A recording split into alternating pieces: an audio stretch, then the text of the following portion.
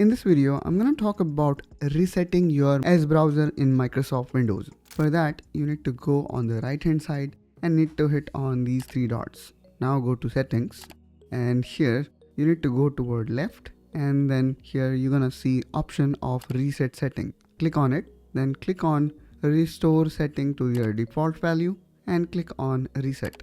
As soon as you hit reset, you will see everything got reset. Now you will see all your settings now went to default value. But this is not what you wanted. You wanted to make it back how it was in starting. And in that case, we need to take some additional steps. For that, let's click here on this Windows button.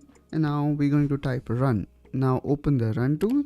And here you need to type the following thing that I will provide you in the description of this video. Simply copy and paste it and hit OK. Now this will open this folder, which is user data. Now I'm gonna make a left click and I'm gonna click on delete. And since the Edge is open, it is not allowing us to delete. So let me click on close. Now let's try deleting it again.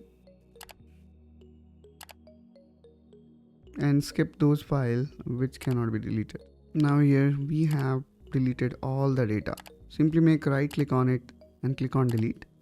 Now this folder is not getting deleted, which as it says the action cannot be completed because the folder or a file in it is open in another program. So what we need to do here is we need to again go here on Windows button, and now we need to look for task manager. So let me type task manager and open task manager. And now here you need to look for the process of Microsoft Edge. So simply go here on the top and type EDGE. And here we go. Here we have this Microsoft Edge process running. Click on end task. Now let's go here and let's try to delete it.